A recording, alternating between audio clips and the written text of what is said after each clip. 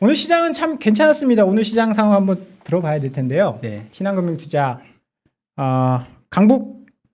강북센터에 네. 안지원 팀장 나와 있습니다. 예. 어서 오십시오. 네, 안녕하세요. 네. 외모를 담당하고 계시는. 아니 예, 외모 제가 아시는- 담당한다고 방금 얘기를 했는데 또 이렇게 그랬나요? 넘기시면 네. 지금 제가 좀 약간 서운한데 잘생기긴 했어요. 네. 근데 사실 저희 뭐 오늘 제가 알기로는 얼굴로 화요일 날 채워진 거 아닙니까? 그렇죠. 얼굴- 월화수목 금중에는 네. 뭐 사실 저는 뭐 외모는 저희가 탑이라고 생각합니다. 아, 예. 예. 네. 이제 여기까지만 해야 될 것 같습니다. 빨리 시황 들어볼게요. 이제. 오늘 일단 이틀째 반등이 있어가지고 이렇게 아, 다 들으시는 분들도 농담도 예. 좀 많이 받아주시고 하실 것 같습니다. 그렇죠. 네, 이거 맞습니다, 뭐 여러분. 목요일 금요일 날 이런 논담 했으면 이빨 빠졌어요. 웃고 이빨 보였으면 아마 그냥 강등이 다 틀렸는데 그렇죠. 오늘 뭐 이틀 연속 반등이 나왔고 꽤 많이 올랐죠. 그렇죠. 네. 오늘 시장이 코스피가 1.5% 정도 상승을 했고요. 코스닥은 1000싹을 넘었습니다. 2% 상승해서 마감을 했습니다. 외국인이 11거래일 만에 코스피는 순매수로 돌아섰습니다. 그리고 오늘 코스닥에서도 한 880억 정도 순매수가 들어오면서 장 상승을 이끌었고요.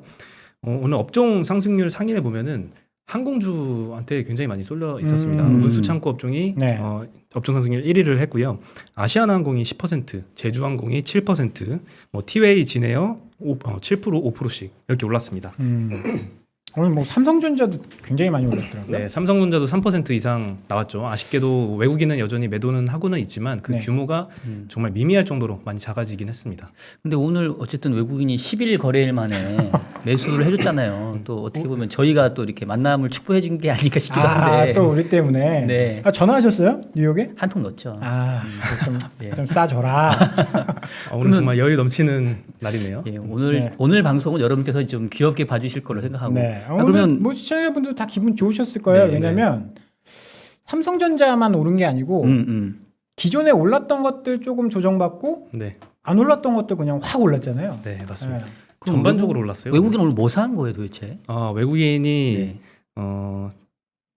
그런 거 잠시만요. 대본에 없는 거 물어보지 마세요. 외국인이 뭘 샀냐면요. 기분 제 좋다고 너무 그래요? 기억을 한번 죄송합니다. 떠올려 보겠습니다. 우리 안 팀장 약간 당황했는데 전기전자를 제일 많이 샀던 걸로 기억을 합니다. 아. 예, 장중 기억이라서 네. 아마 한 정확도 한 90% 정도로 예상이 되는데요. 근데 그렇던 것 삼성전자는 오늘 같습니다. 안 샀죠. 삼성전자는 안 샀어요. 매도했고 하이닉스는 좀 샀더라고요. 그러게. 하이닉스 좀 샀고 음. 오늘 사실 1,500억 사서 이게 장중에 3시 2시 반 이때 마이너스 전환 그러니까 그 매도 전환했었잖아요. 네. 외국인이. 네. 그러면서 장이 슬슬슬 빠지다가 또 막판에 또 다시 플러스 1,500억 만들어 놨더라고요. 네. 그때쯤 전화하신 거죠? 그렇죠. 그러니까 저도 거래 운용을 하는 사람이니까 이제 오늘 네. 차트를 계속 보는데 사실은 약간 오르다가 조금 빠져가지고 아 이거 오늘 또 아닌가 보다. 근데 이게 오늘 빠지면 사실 되게 그림이 안 좋거든요. 어제 좀 올라줬는데 오늘 그냥 반등하다가 빼줘버리면 아 이거는 이제 그동안 기다렸던 사람들이 다 털고 나가는 거라서 상당히 좀 걱정스럽게 봤고 외국인도 혹시나 그러지 않나 싶었는데 어쨌든 간에 뭐 조금이긴 하지만 뭐 전화 한 통 돌렸더니만 좀 사줘가지고 네, 조금은 다행스러운 것 같습니다. 네, 오늘 그래서 좀 여유가 있는데요. 네. 네, 일단 전일 미국 경제 지표가 발표가 되었는데 네. 예상치보다는 좀 낮게 나왔습니다. 그럼에도 불구하고 화이자 소식 때문에 이렇게 시장 반등을 이끌었던 것 같습니다. 네. 화이자 백신이 미국에서 첫 전면 승인을 받았습니다. 작년 12월 긴급 사용 허가를 받은 지 8개월 만이고요. FDA가 승인 절차를 시작한 지 4개월도 안 돼서 이뤄졌습니다. 통상은 한 10개월 정도 소요가 된다고 하거든요. 네, 상당히 빨리 진행이 됐고요. 이번 백신은 16세 이상 대상입니다. 그래서 12세 이상에 대한 백신은 이 전면 승인은 6개월간 검증 후에 신청할 예정이라고 하고요. 미국은 9월 20일부터 모든 미국인에게 부스터샷을 추가 백신 접종을 제공을 하겠다라고 발표한 이후에 굉장히 차근차근 잘 진행이 되는 것 같습니다.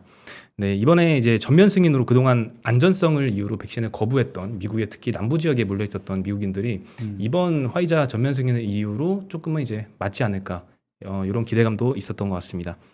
근데 국내 증시의 영향에는요, 국내 그 백신주들이 좀 떨어졌습니다. 특히 SK 바이오사이언스가 한 6% 하락했고요. 이 모회사 SK 케미칼도 6% 하락, 그리고 CMO하는 삼성바이오로직스도 5% 하락을 했고, 이런 일부 업체들 제외하고는 굉장히 많이 상승을 했습니다. 특히나 리오프닝주들이 많이 반등을 보였습니다. 하나투어, 모르투어가 7%, 6% 상승했고요. 아시아나가 10%, 티웨이항공 7%, 제주항공, 대한항공 7%, 4%씩 올랐고요. CJ, CGV도 오늘 7%나 상승을 했습니다.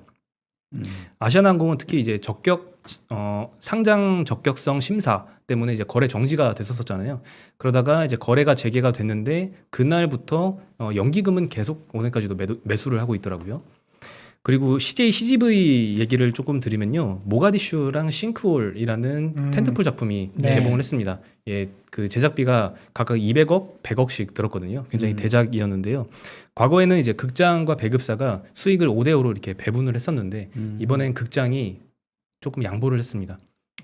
네, 요 두 작품을 선정을 해가지고 요거에 한해서는 제작비의 50%가 찰 때까지는 모든 매출을 제작사 쪽에 먼저 주겠다. 극장은 그 이후에 인식을 하겠다.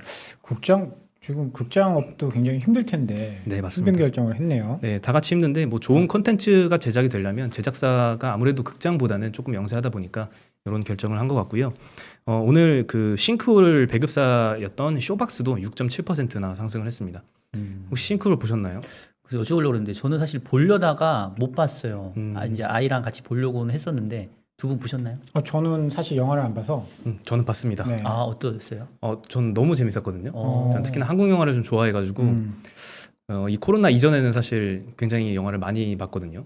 한창 많이 갈 때는 1년에 한 50번 넘게 거의 매주 가는 거죠. 매주 가는 거네요. 네, 그렇게도 갔었는데 요즘에는 좀 못 가고 있어서 슬프긴 한데 어쨌든 지난 주말에는 한번 갔다 왔었는데 극장이 좀 사람들이 많더라고요. 굉장히 그래요? 많더라고요. 예, 바글바글하고 그 매점 앞에도 바글바글하고 그래서 좀 지금 매점을 운영해요? 제가 알기로는 뭐 취식은 금지다. 네, 그렇게 근데 알고 그 있는데. 옆에 이제 그 카페가 있더라고요. 그 카페에서 대부분 이제 커피 사시고 음식 드시고 이렇게 하시는데 하여튼 굉장히 많았습니다. 이게 붐비는 공간이 요즘에 많이 보기가 힘든데 극장이 요즘 좀 새롭게 붐비고 있고요.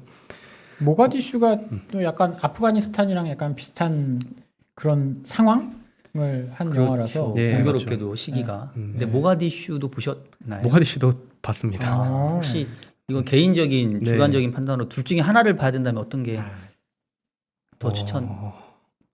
그건 이런 둘 다 봐야 질문인가? 되는 예. 개추라서 오늘 자꾸 대본에 없는 거라고 하시면 둘 다 봐야 될 것 너무 같습니다. 죄송합니다. 텐션이 예. 너무 올라와 있어요. 예. 약간 텐션 낮추도록 하겠습니다. 텐션 낮추도록 하고요.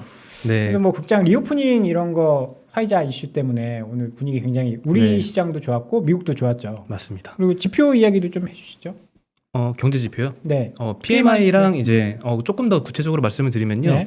8월 마켓 제조업 PMI가 예비치가 61.2 나왔고요. 음. 예상치가 62.5인데 하회를 좀 했고요. 서비스업 PMI도 55.2 발표를 했고요. 예상치가 59.5인데 이 두 가지 다 하회를 했습니다. 서비스업이 좀 많이 안 좋더라고요. 네, 아무래도 그 마켓에 따르면 이 델타 변이 확산 때문에 대면 서비스 중심으로 수요 증가세가 좀 둔화되었다라고 언급을 했습니다. 그리고 기업들의 이제 구인난 그리고 비용 부담이 좀 지속되고 있다 이렇게 평가를 했고요. 근데 그 이후에 이제 화이자 소식이 나오면서 이제 요 지표 안 좋았던 건 좀 덮어버린 것 같습니다. 근데 제가 보기에는 사실 오늘 시장이 반등한 이유는 뭐 화이자도 있었지만 어쨌든 간에 지난주 후반에 금요일에 있었던 그 로버트 카플란 네, 강성 그렇죠. 맥파가 테이퍼링에 대해서 조금 이렇게 꼬리를 내리는 그 부분이 좀 저는 더 주요한 영향을 주지 않나 맞습니다. 싶거든요. 그 카플란의 그 원래 굉장히 매파적이었던 인사인데 그 입장을 완전히 바꾸면서 월요일 날 굉장히 큰 폭의 반등세를 이끌었고요. 오늘까지도 여파는 미쳤다고 볼 수 있을 것 같습니다. 왜냐하면 외국인의 오늘 매수 규모가 그렇게 크지 않은데 환율이 어쨌든 좀 많이 떨어졌잖아요. 네. 그러니까 사실 그동안 환율이 오른 것도 약간 좀 심리적인 부분들이 좀 많이 작용을 했었지 않았나 싶고 오늘도 보면 뭐 이렇게 많이 산 것도 아닌데 환율이 또 떨어진 걸 보면 역시 또 심리에 의해서. 근데 이제 더해서 조금 더 저는 의미 있었던 게 그 지금 다들 이번 주에는 잭슨홀 미팅에 관심이 쏠려 있잖아요. 26일이죠. 예, 네. 아니에요. 원래 26, 27, 28, 3일 동안 대면으로 하기로 했는데 네. 최근에 보니까 27일 하루로 하루. 비대면으로 네. 바뀌었대요. 네. 그러니까 이제 다들 사람들이 생각하기에 뭔가 대면 회의면은 좀 뭔가 무거운 주제 또 내지는 뭐 테이퍼링에 대해서 좀 심도 있게 얘기할 수 있는 기회니까 뭔가 터트릴 줄 알았는데 27일 하루 비대면으로 바뀌니까 그럼 뭐 별 얘기 못 하는 거 아니야? 이러다가 그런 좀 얘기들이 쓱 많더라고요. 늦어지는 거 네. 아니야? 예, 그게 제가 봤을 때 좀 연결된 건 아닌가 싶은데. 네. 그리고 금통위도 좀 겹쳐 있잖아요. 금통위도 네, 이번 주에 있고요. 있는데 자, 금통이 어떻게 된다? 예? 갑자기? 금통이 어떻게 된다? 아, 근데 저는 사실 네. 제가 여기 연합 인포맥스 방송 한 몇 달부터 계속 얘기한 게 저는 8월 인상을 계속 주장 내지는 예상을 해왔는데 네. 일단 우리는 8월 인상을 하긴 할 것 같아요. 음. 그리고 사실 시장 관점에서도 차라리 하는 게 낫다. 왜냐하면 어차피 해야 될 그 인상이라면 해놓고 차라리 추가 인상에 대해서 좀 더 지켜보자 이런 식으로 정책의 불확실성을 좀 해소시켜주는 게 나을 것 같고 요즘에 지금 또 약간 가계대출도 이렇게 규제하고 네. 있잖아요. 총량 규제. 맞습니다. 네. 그러니까 지금 현재 금융위도 그렇고 한국은행도 그렇고 모든 관심사가 다 이 금융 불안정, 불균형 완화, 대출 규제 뭐 이런 쪽으로 가고 있어서 저는 상징적인 의미에서라도 8월 인상을 일단 하지 않을까 싶습니다. 그래서 저희가 오늘 준비했습니다. 최석원 SK증권 센터 지식 서비스 부문 센터장님 예, 나와서 이야기 해주실 거예요. 그렇죠. 제가 아, 부탁해놨습니다. 아니 너무 사회가 매끄러운 거 아니에요 우리? 그래요? 지금 갖고 좋은데. 그러면 매끄럽게 금리 이야기 한번 받겠습니다. 금리 받고. 받아서 한번 좀 예. 해보시죠. 요거 네. 차트를 한번 보여주시면요. 네. 오늘 그 10년물 금리 그리고 1년물 금리가 좀 소폭 상승을 하면서 사실 10년물 금리 오른 거 보고 미국이 올랐나 해서 봤더니 미국보다 우리나라가 더 많이 상승을 했더라고요. 이게 아마 금통위의 금리 인상을 반영을 한다라고도 볼 수 있을까요? 특히나 이제 10년물보다는 1년물의 상승세가 좀 최근에 지속됐거든요. 저거 보면 예. 시장은 답이 나와 있지 않습니까? 그 요거 이제 제가 아무래도 주식도 보지만 채권도 네. 조금 더 네. 보니까 네. 어젠가에 그 청와대 정책 수석 정책관인가 뭐 이호승 뭐 정책 하여튼 직책은 잘 모르겠는데 네. 이분이 약간 좀 통화 정책에 대해서 한 말씀을 하셨어요. 그러니까 뭐 통화 정책을 통해서 뭔가 가계 부채나 금융 불안정의 문제가 좀 해소되는 방향으로 뭐 가야 되는 거 아니야 이런 얘기하면서 사실 채권 시장에서는 야, 이 8월 인상 뭐 거의 정부하고도 교감이 끝난 거 아니냐 그러면서 지금 요번 주 단기 금리가 조금 더 많이 올라왔습니다. 그래서 지금 차트가 국고채 1년물이 지금 빡 치고 올라간 게 그런 그 청와대의 약간의 이제 발언들도 영향을 줬다. 뭐 이렇게 좀 네, 더 그 영향에 말씀드리겠습니다. 오늘 은행주들도 좀 많이 상승을 했는데요. 오늘도 많이 올랐죠. 오늘. 사실 업종 상승률 코스피에서 은행주는 꼴찌를 했는데 그거는 카카오뱅크 영향이었고요. 카카오뱅크가 오늘 5% 하락했거든요. 8월 20일 날 MSCI 지수 편입 이후로 계속 조금씩 약세를 3거래일째 보이곤 있습니다. 근데 이제 시중 은행들을 보면 많이 올랐습니다. 오늘 10년물 국고채 금리가 1.939%로 전일 대비 5.3bp 상승을 했고요. 시중은행이 그 NH, 우리, SC, 제일은행이 신규 대출 중단을 발표를 했잖아요. 그게 그저께였나요? 그저께 이제 처음 네, 나온 맞습니다. 뉴스였는데 어저께인가 처음 나온 뉴스였는데 그 대출 안 줘버리면 어떡하죠? 좀 황당할 것 같아요. 네. 이게 뭐 정말로 꼭 필요한 자금들이 있을 텐데. 그렇죠. 그래서 그 꼭 필요한 자금들이 어디로 갈 것이냐 했을 때 뭐 금요일 날 장에는 갑자기 리드코프란 대부업체가 올랐어요.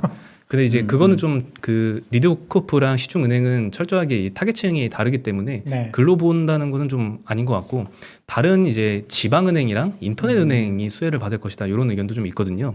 특히 좀 기준이 다르다고 합니다. 인터넷은행은 이제 일부 규제 예외를 좀 인정을 받는다고 하고요. 지방은행은 지역 특수성 때문에 규제 기준이 다릅니다. 그래서 아직 대출할 수 있는 한도가 좀 시중은행 대비는 많이 남아 있어서 이들이 좀 혜택을 좀 받을 수 있지 않을까 싶고요.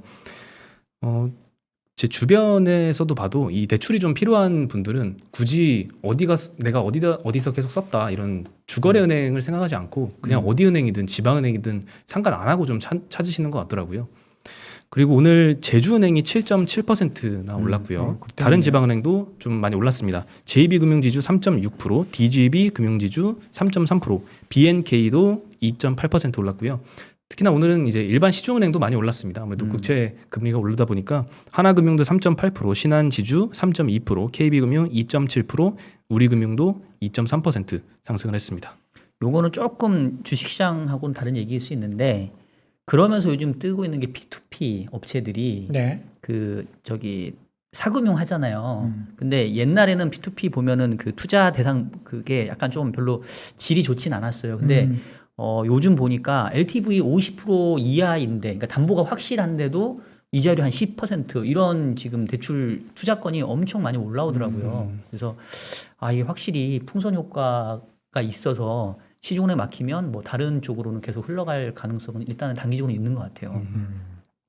네. 그리고 업종 상승률 두 번째가 철강 금속이었습니다. 이 업종이 3.6% 올랐는데요. 시크리컬 좋았죠 오늘. 예, 내역을 보면은 뭐 포스코나 현대제철 이런 데도 3%씩 상승을 했지만 오늘 알루미늄 업체가 15%씩 막 이렇게 올랐거든요. 뭐가 이유가 있었어요? 네, 알루미늄은 특히 이제 골드만삭스에서 좀 공격적으로 가격 인상 전망을 했는데요. 가격 상승 전망을 했는데요.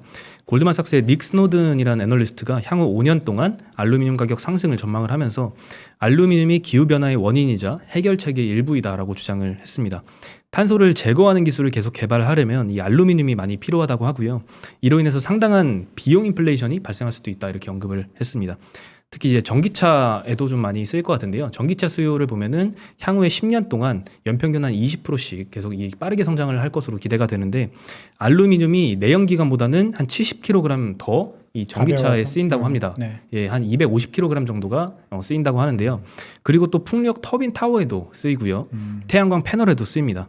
그리고 알루미늄 가격 전망에 대해서는 2022년에 톤당 2,900달러, 그리고 23년엔 3,250달러, 25년엔 3,500달러.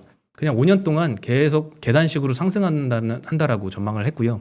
특히나 연속적인 강세장의 초기 단계에 있다라고 언급을 했습니다.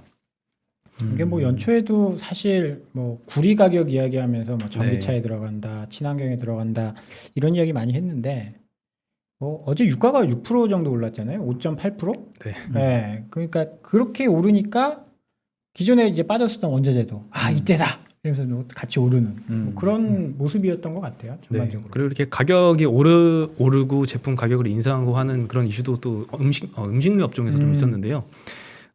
과자 업체들이 제품 가격 인상을 좀 많이 결정을 했습니다. 네. 오리온이 국내 과자 가격은 일단 동결하기로 하면서 8년째 동결 중인데요. 반면에 해외 제품은 인상하기로 했습니다. 월요일 날 파이류 제품 올린다 중국에. 네. 그런 이야기하면서 예, 맞습니다. 보고서가 많이 나왔더라고요. 네, 중국 법인에서는 이제 9월부터 초코파이 등 한 4종류 제품 가격을 6에서 한 10% 인상하기로 했고요. 이것도 근데 11년 만에 인상을 한 겁니다. 예, 굉장히 의미 있었고 러시아 법인 같은 경우에도 10월부터 전 품목 가격을 평균 7% 인상하기로 했습니다. 아유, 7%면 그러게. 네, 굉장히 높은 네. 수치죠. 네. 오리온은 그리고 이제 국내는 이렇게 인상을 안 하고 대신에 해외 쪽만 인상을 할 수 있었던 요인은 해외 매출 비중이 66%입니다. 그래서 국내 대비 한 2배 정도 되기 때문에 해외만으로도 좀 의미 있는 가격 인상인 것 같고요.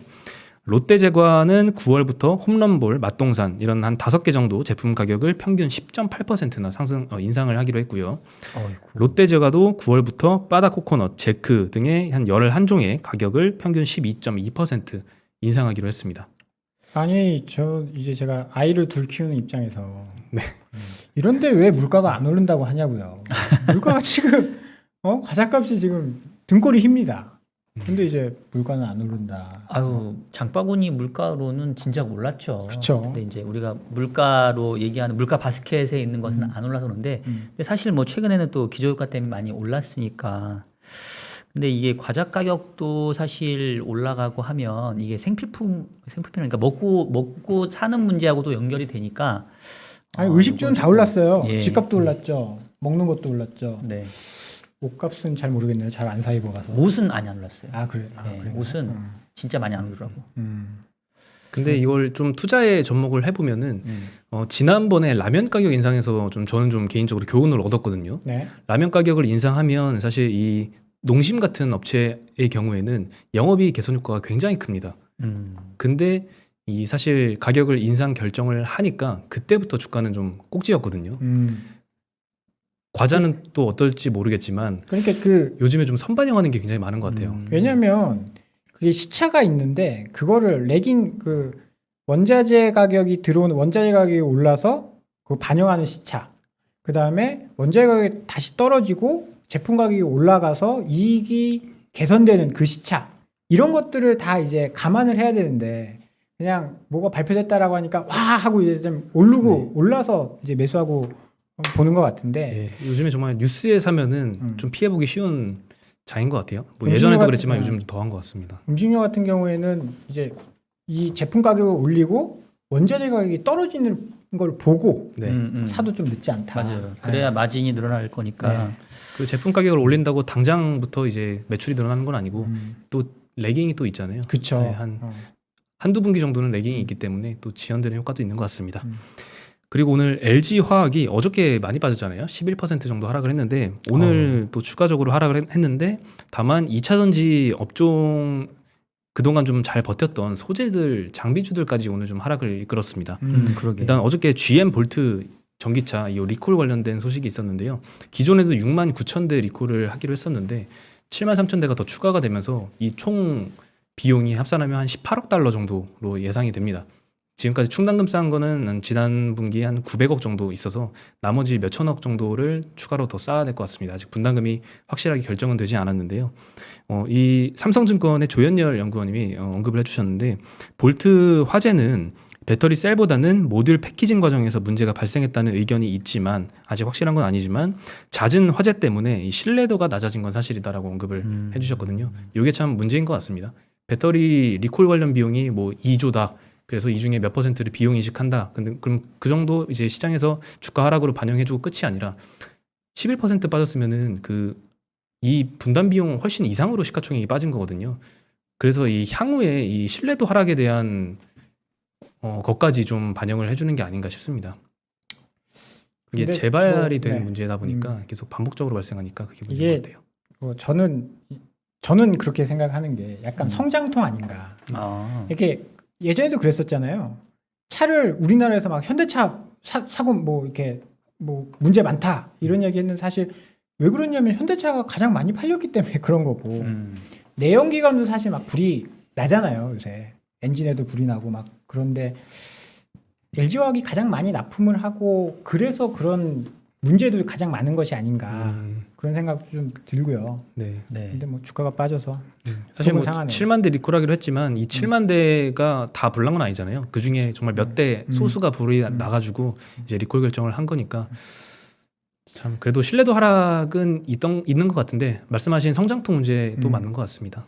그렇다고 해서 GM이 LG화학 걸 안 쓸 수는 없는 그렇죠. 그런 상황이잖아요. 그렇죠. 네, 그리고 현재도 그렇다고 해서 갑자기 전기차로 가다가 다시 백해가지고 내연기관 장애할 것도 아니니까. 네, 그렇죠. 예. 네. 해결이 될 겁니다. 네, 해결이 될 거라고 있고요. 네. 그리고 이제 LG 이노텍 관련된 소식인데요. 네. 애플의 경쟁 벤더죠. 샤프가 좀 생산 차질 문제를 겪고 있다고 합니다. 이것 때문에 반사수의 기대감이 좀 있는데요. 베트남 특히 코로나 확산 지역에 샤프가 공장이 있습니다. 거기서 이제 애플에 납품을 하는데 애플의 원래 한 가지 아이폰 모델에만 적용이 됐던 이 센서 시프트 기술이 하반기에 생산될 전체 모델에 탑재될 것으로 예상이 됩니다. 그렇게 결정이 되면서 기존에는 애플한테 LG 이노텍만 공급을 했는데 이제 샤프도 공급을 하게 된 거예요. 근데 이 샤프가 최근에 이제 코로나도 겹치고 생산 수율도 안 나오다 보니까 이 반사수혜를 좀 LG 이노텍이 입겠다라는 기대감에 오늘 LG 이노텍 주가 상승이 많이 있었습니다. 네, 마지막으로 오늘 엔터주들이 다 많이 올랐습니다. 엔터주뿐만 SM이 아니라 막 불을 뿜더라고요. SM 많이 올랐죠. 네. 네, 7% 정도 상승한 걸로 기억하는데 CJ가 인수 전에 이 SM 지분 인수 전에 총력을 기울인다 이런 보도가 났거든요. CJ가요. 네, 그러니까 기존에 나왔었던 인수 후보는 네이버, 카카오였잖아요. 네, 근데 CJ까지 거기 예, 가담을 맞습니다. 한 점점 거예요. 치열해지고 있는데 CJ E&M이 주도하는 이 미디어 사업의 수직 계열화, 이 수평 계열화를 위해서는 SM 인수가 뭐 필수라고 판단을 했다라고 합니다. 어떻게든 이 매도 측의 가격 눈높이에 맞춰주겠다라고 하는 내부 방침까지 정할 정도로 굉장히 공격적으로 인수를 하려고 하는데요. SM의 지금 이수만 대표의 지분 18.7%가 매각 대상입니다. 네, 지분 가치는 이제 시가 기준으로 한 3,100억 원 정도이고요. 이 지분만 인수해도 사실 최대 주주 지위에 오를 수는 있습니다. 근데 문제는 이제 공정거래법인데요. 이게 자회사나 이제 손자회사의 경우에는 최소 20% 자회사 지분을 갖고 있어야 됩니다. 근데 내년도로 넘어가게 되면 30%로 기준이 바뀌게 되거든요. 그래서 내년도에 사실 18.7%만 인수하면 최대 주주가 되는데 내년도까지 기다려서 인수를 하게 되면 30%나 매수를 해야 되니까 올해 안에 끝날 것이다 라고 할 수 있겠죠. 네, 일시정지였던 것 같은데 네, 그래서 이 인수 의지가 굉장히 강력한 게 아닌가. 게다가 또 카카오라는 강력한 인수 후보가 있다 보니까 이렇게 공격적인 인수가를 좀 제시할 거란 기대감도 있었던 것 같습니다. 그래서 오늘 SM 주가가 많이 올랐습니다. 엔터주가 참 좋았던 게 이게 코로나 때는 뭐 비대면인데 뭐 온라인 콘서트 한다 이래가지고 그래서 네. 막 그때 올랐었고 이게 또 이제 조금씩 재개되니까 이제 다시 뭐 실시간으로 콘서트 할 수도 있고 티켓 판매 늘어날 수 있다 이러면서 또 오르고 이게 참 지나놓고 보니까 되게 그동안 많이 수익을 내줬던 그런 섹터였던 것 같아요.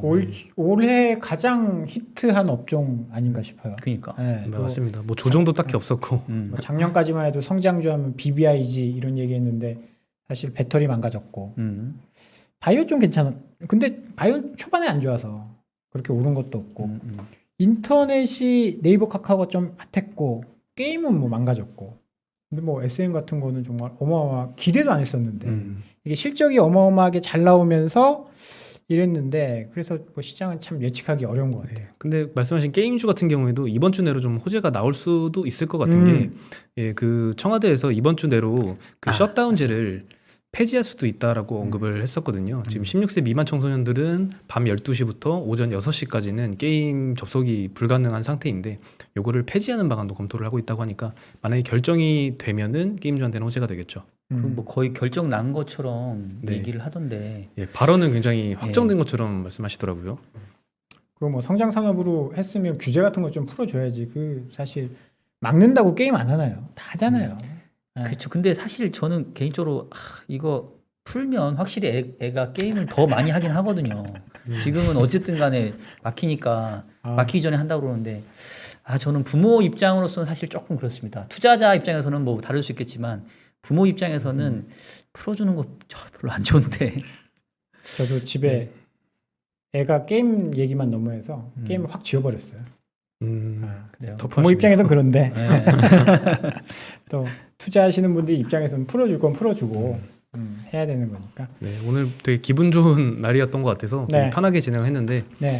들으셨던 분들도 좀 편안하게 들으셨을 것 같습니다. 뭐 오늘 네. 투자자분들도 뭐 분위기 좋았을 거예요. 근데 네. 뭐 채팅창에는 네 이름을 지어주고 계십니다. 그러니까 또 괜히 무리한 요구했나 봐요. 우리 네. 지금 안 팀장님 아주 훌륭한 시황 얘기하고 있는데 다들 그 별명 지으시느라 그러는데 여러분 죄송합니다. 네. 내용에 충실해 주시고요. 저희 제목은 안 지어주셔도 되니까.